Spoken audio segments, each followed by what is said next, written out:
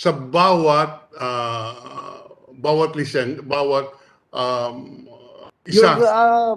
mute. Naka-mute ka ata, sir. Senator Drilon, hindi ka marinig. Hindi po ako nakamute. I'm O on. mahina signal, nawala. Hindi ko po alam, but tinitinan ko lang, hindi po ako nakamute. Something is wrong, probably with our technological connection. Mr. Chair, I can actually hear habang the wala si minority Senator leader. Drilon, stop ka muna at mag-kuhan tayo, executive session afterwards. But before that, before we dismiss dahil maghingi muna tayo ng update from CIDG. Then after the CIDG, pakinggan natin itong nakasalang na yung case number 4. Mr. Chair, Then mag-break just- tayo, mag-executive session tayo sa loob ng lounge habang Yes. papakainin na rin natin itong mga naiwan dito sa Pwede po ba, Mr. Chair, tapusin ko lang Hindi. ang aking...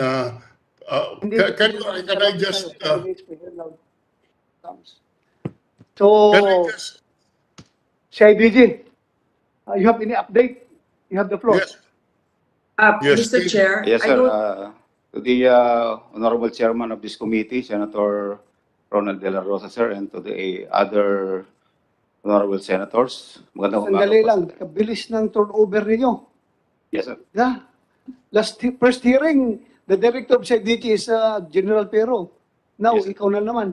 Yes, sir. So, retired na si Pero. Yes, sir. So, masaya si Pero ngayon, nakalusot siya sa problema na ito. Yes, sir. Ikaw ngayon ang tatanggap sa kanyang problema. Yes, Go sir. ahead. I'm happy to receive that challenge, sir. Thank you. That's what I need from you. Yes, sir. You should be very brave enough to handle all these problems.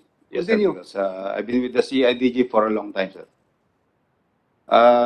I'm Police Brigadier General Eliseo Cruz, the newly designated Acting Director of the Criminal Investigation and Detection Group.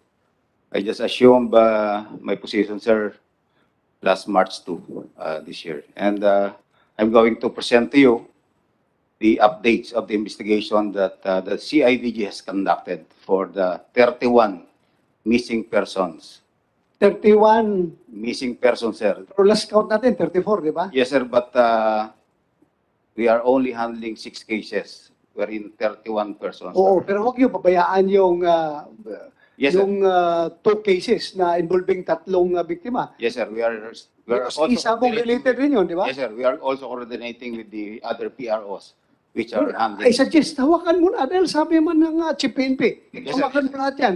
We'll do that. Yeah, hawakan mo lahat yan. Continue. Yes, sir. There are 6 cases being handled by the CIDG involving 31 missing persons coming from the provinces of Bulacan, Rizal, Quezon, Laguna, and Manila. And these cases happened in the premises of Cockpit Arenas. And 1 in Manila, 4 in Laguna, and 1 in Batangas. For the incident that happened on January 13, 2022 in Manila Arena, located at Santa Ana, Manila, we would like to inform this honorable committee that we have a breakthrough in our investigation. A vital witness gave his statement that he saw how the victims were held and loaded by security personnel of Manila Arena in a gray van parked at the basement of the said arena. The witness is currently in a safe and secured environment being guarded by the CIDG.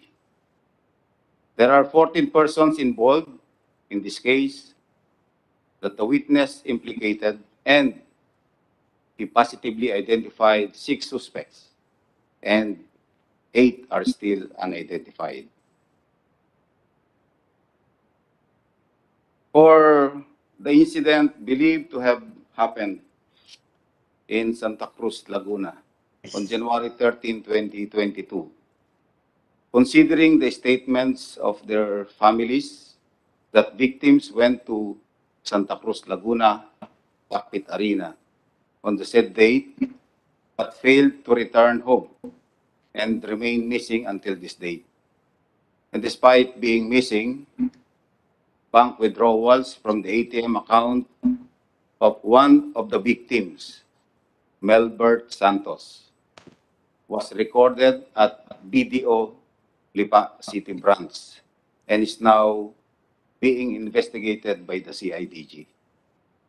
The person captured in the CCTV footage who withdrew money using the said ATM account is considered as one of our persons of interest and subject for manhunt operation by the CIDG.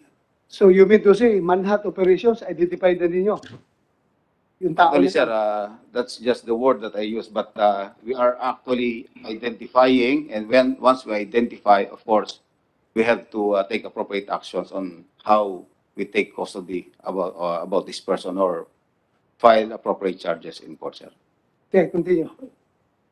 For the 6 missing persons with last known whereabouts in Royal Octodome in Lipa City, Batangas on January 6, 2022. The investigations is going on, and we have 2 persons of interest. For the 5 missing persons with last known whereabouts in Santa Cruz Cockpit Arena in Santa Cruz on December 29, 2021, the investigation is going on, and we have 2 persons of interest. For the 6 missing persons with last known whereabouts in Santa Cruz Arena in Santa Cruz, Laguna, on May 11, 2021, the investigation is going on, and we have 1 person of interest. For the 4 missing persons with last known whereabouts in Santa Cruz Cockpit Arena in Santa Cruz, Laguna, on April 28, 2021, the investigation is going on, and we have filed obstruction of justice against 1 Brindon Dineros Retusto, and we have 3 other persons of interest.